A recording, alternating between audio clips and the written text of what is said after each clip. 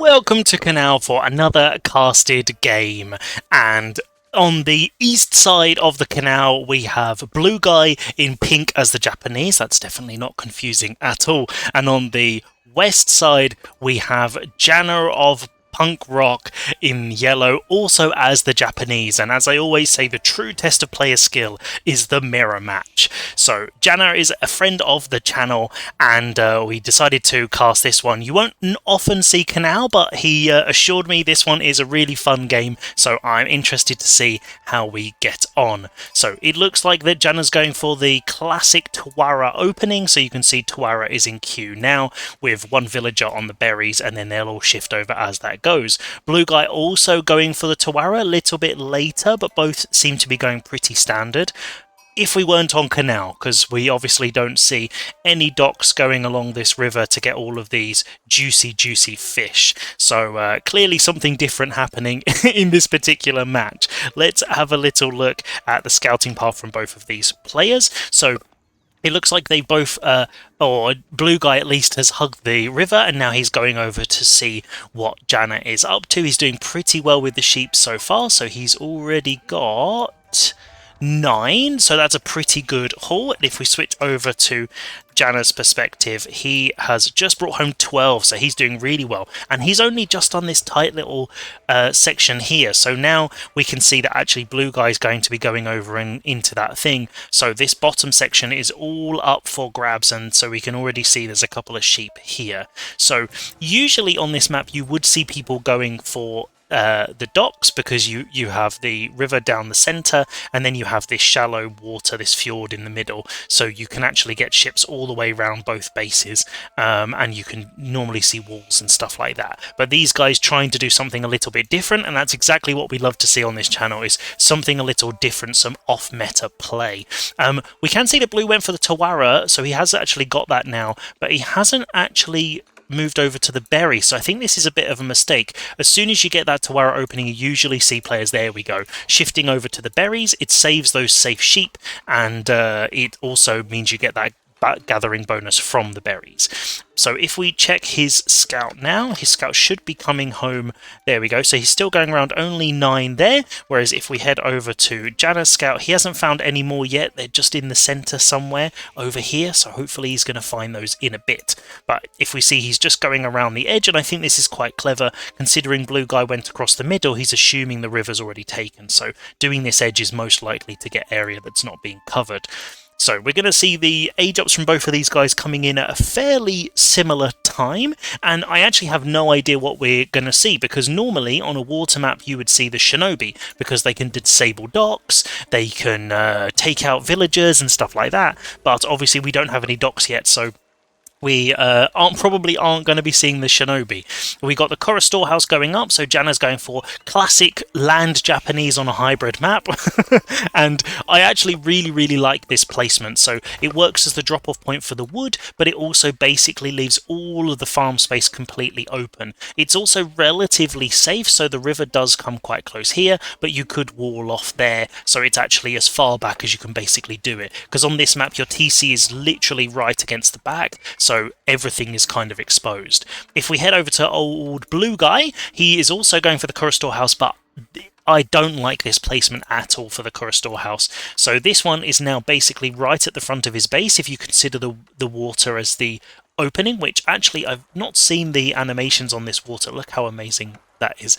And we can see a barracks being dropped now, so we're going to see some feudal shenanigans. But I would say that actually a better position would be here, kind of like where Jana placed it, just off the wood line as a gathering point, and then you've also got space for all those farms around it, and you're really far back away from the river in case anyone decides to go boats or you're getting pushed, because this, although it looks like a barrier, is not actually safe. You can just run straight across that with any units that you want. Jana is obviously aging up with 5, so we're going to see his age up pop through ever so quickly, and we can see 5 on gold, so it looks like we're going to be seeing a fast castle from him.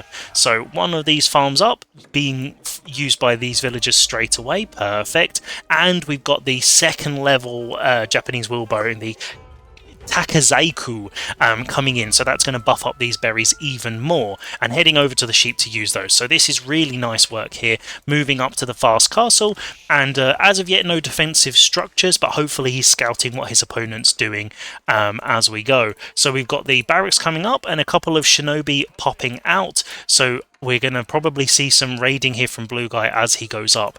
I do like this where if you're going to go for samurai, because you can build them in the Dark Age, it's actually a really good idea to produce them while you're aging up, and then when you age up you have units, and then you can get the upgrade straight away. So that's the same for spearmen. When you see people going Dark Age spearmen against, for example, Malians, I always try and get the spearmen out first, and then when I've got 2 or 3 in the Dark Age, then as soon as I hit feudal, get that tech up in. We can see Blue Guy's also going for his eco techs. Obviously they don't update on the UI, so I'm going to have to keep checking for you, but we've got specialized pick. Personally, I don't think that's really the best one. I would have dropped the lumber camp and gone for double broadaxe if he's going for wood. I also would have gone for the level 2 Taikazaiku, a bit like Janna did. But we can see here that he's also dropping a defensive barracks there, so he hopefully, let's see whether he's actually seen what's going on. So he doesn't know there's a barracks there yet, but he's obviously preparing himself for his castle age because those resources are going to be coming in. So doing a great job of making sure his farms are manned, because this is something that I often see, is that these farms spawn and then they just don't have villagers on them for a very long time. So we want to make sure one of these guys pops over there in a second and gets that full. Let's take a look over here. So only 2 here because he's slightly slow with the age up, and we can see 3 samurai have popped out. And look at these guys as they're sitting there chilling by the water, ready to do some raiding. So if we go round to the right angle before people lose their minds that I'm at the wrong perspective, and there we go, we can see the Taikazaiku, and we've also got the Tatara upgrade, which in Season 8 has actually been made a little bit cheaper, so now he's going to be able to get +2 in the feudal age, so that's going to make these samurai do even more damage, and that will take them up to 12 per hit, so that's really good. With that sound, somebody's just used up their berries, and that's going to be Janna, so these guys waiting for their orders, and looking down here we're going to be seeing them going out, but the scouts caught them straight away, and are we going to be seeing action from MVP Wolf? Oh, really nice pull here. So Blue Guy's trying to pull the wolf towards the villager to try and do damage. Is he going to be able to do it, or is the wolf going to keep hitting his scout? Oh no, so he's tried to pull the wolf and the wolf is actually just killing his scout. Is it going to move on to the villager? Not yet. Oh, okay, so the pull didn't quite work there, but is the wolf going back to the villagers now? It is. Oh, but Janna's caught that straight away and got the got the wolf down, and so now that tower is going to be going up as the samurai come up and over the top. So whether these samurai are going to be able to do damage, the tower's up. Is Janna going to notice? Oh, 5 have dropped in, and there we go. Really nice. So garrisoned the 6, and the 6th one did try and run away there. Is he going to get caught out by the samurai? Oh, no, pulling just around. Oh, nice work there. Microing his little villager away and back off to safety. So this is something really nice where you can pull your villager back and then rally them back in, and he's going to do that up. And although these guys do have that defensive armor, they are the men at arms, they are going to be taking a lot of damage. Is that villager going to survive? 1 samurai down, and the 2 still trying to torch it. So Janna's actually gone for some defensive samurai now to try and counter, and we can see that Blue Guy has also got his katana bannerman, so he's also gone for that daimyo, and the villager's gone down. Oh no, so that's 1 villager down now for Janna. So this katana bannerman is going to really buff up these samurai, so he's going to have to be very careful of those now. These couple of defensive units are going to be able to come over here and defend these external berries with the 1 samurai that's waiting to run back in and do some damage. Almost at castle age now for Janna, and if we pop over to his base, he's still mining gold, so whether he's going to be going for daimyo level 2, where he's going to be able to get double katana bannerman, because you do also get the gold from it, the passive gold, and he's very heavy on the gold, so it looks like he's also going for a castle age and either a 2TC or another daimyo, so a lot of stone being used, and I think this is definitely going to slow down his castle age with the stables being dropped. So whether this is preemptive ready for the Yorishiro to go in, we're going to have to wait and see, but there's action over here, samurai coming in, and There we go. So in in the outpost, another samurai from Janna coming over here to defend, and these samurai really being pelted. I don't know. There's the bannerman finally. So you can see the little glowing buff. Now they're all buffed up, and you can see that they're actually up to 14 damage. This is huge, and 3 range, 3 melee. So now these guys are super tanky. So whether he's going to be able to do enough damage, he's got another ranged armor coming in, so they're going to be able to run around these towers like nobody's business. There's a couple of these units here, but they are definitely not going to be as tanky without the bannermen. So we're just going to have to wait and see. Also, the bannerman does actually have its own attack as well, and the deflective armor is going to help them defend against that tower even more. If we take a look over, we do have the floating gate coming up, and we don't see any other production buildings, so I'm guessing the Yorishiro is probably going to go in this barracks here, or maybe in the TC for some production speed. But this is going to really help the boost the production, and we can also see that we have the +1 melee damage level 2, so this is going to be double melee for Janna, and he's already printing those samurai ready for his castle age. So just like in feudal, printing them ready for the upgrade I think is really good. So the Yorishiro has popped out, and is it going to go in the barracks? I think that's where it's going to go, and then hopefully he's going to pop over and get some relics. Where are you going? Hello? No way. Okay, Janna is being a cheeky boy here, and he's going actually to put it in the Yorishiro out in the barracks over here. Okay, that's bold. That's bold, because if this guy gets taken out, then you lose that Yorishiro, and that eco boost that you get at the beginning is definitely not as strong. Obviously, this barracks has been the one that's been printing these units, so putting it there is very, very bold. So now the Shinto priest is hopefully going to go and get some relics, and we can see that we've got a couple of horsemen and the samurai there. This Shinto priest, I'd love to see him pop down and get one of these relics over here, but whether they've all been scouted yet, I'm not sure. We can see some defensive walls coming up for Janna because he knows the forces are coming, and this one samurai has been caught out by Janna's little force there. So now, I almost got the kill, but as we can see now, Blue Guy, while he's aging up, is also popping through. He's also getting siege engineering, so whether he's going to be dropping some rams shortly to try and put a stop to Janna. So no gates in here. This is going to mean his villagers are going to have to run all the way around now, so that guy's probably going to get caught out, and I think that's the end of your journey, my friend. So when you're building these walls, you want to click a section, and you can actually build a gate just by pressing Q, so that's definitely something you want to be having a look at. So nice defensive units here, and then let's take a look at his Shinto priest. So no relics in the bag just yet, but being defensive here with the walls to try and protect his base. If we take a look over at Blue Guy's base, I keep wanting to say Pink Guy because he's pink, so we can see the Yorishiro is going in the stables, ready for... It's not going in the stables. Where are you going? So he is housed. So he's got a bannerman in queue, but he hasn't been able to make it just yet. So he needs to get a house down pretty sharpish.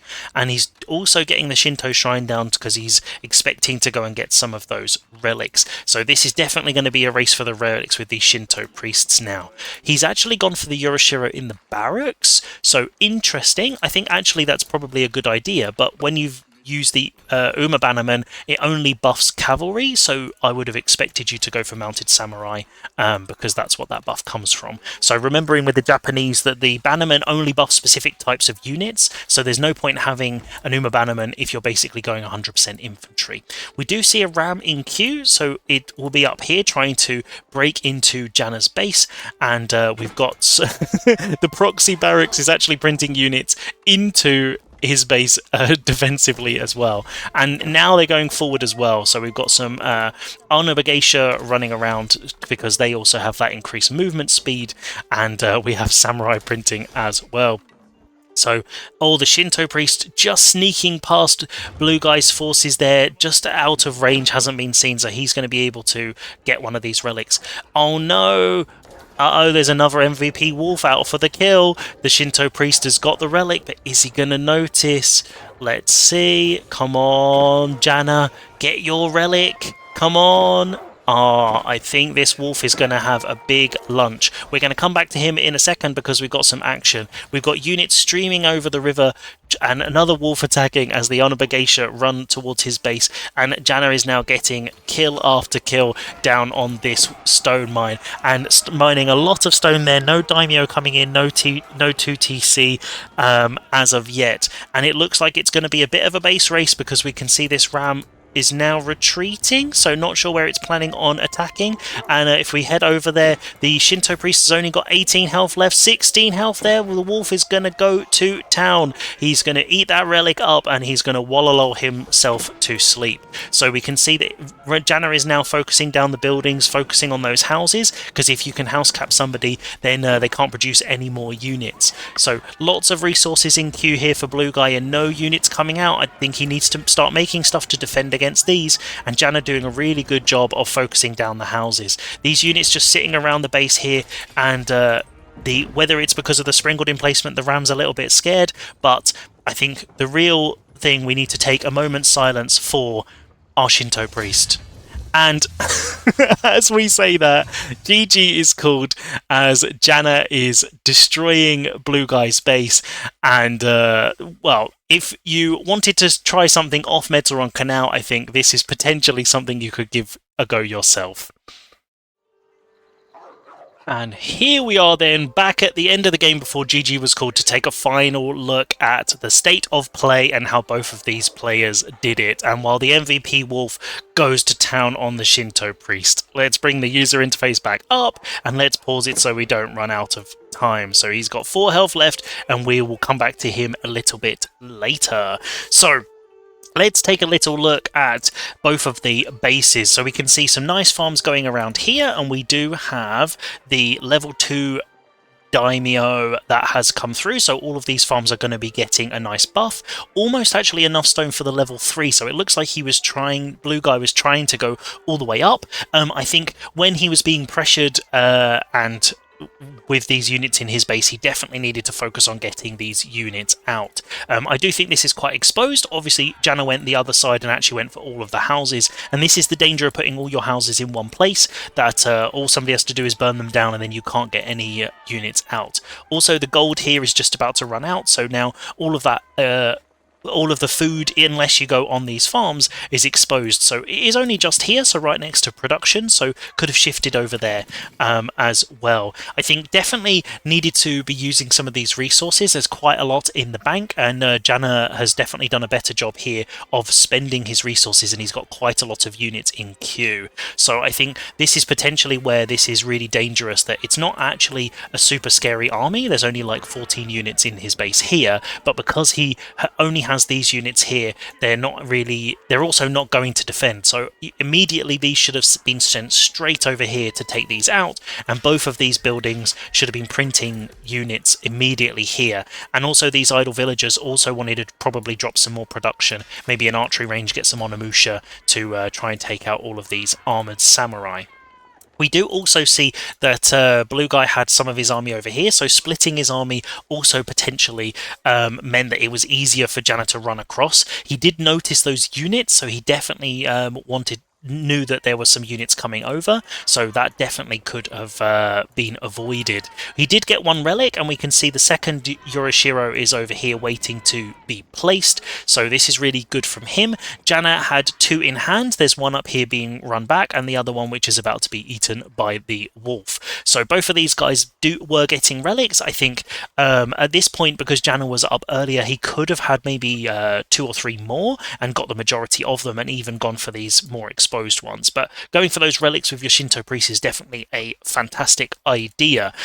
This ram, I'm not sure exactly what it's been used for. This is the danger of building a ram. It's quite a lot of resources and you've really got to make use of it. So if those units are in the base and I don't want to send these back, I would have immediately sent these in and destroyed the wall, probably gone over here because it's away from this tower, and I literally would have gone here and just tried to idle the eco and hit them as hard as I possibly could. He also knew that this proxy base was over here that Janna had set up, so he definitely could have tried to target this and got rid of that Yorishiro, knock down the houses, stuff like that. But because he never really committed fully to that, Janna was able to use this as a little base and gather up all of these berries quite nicely.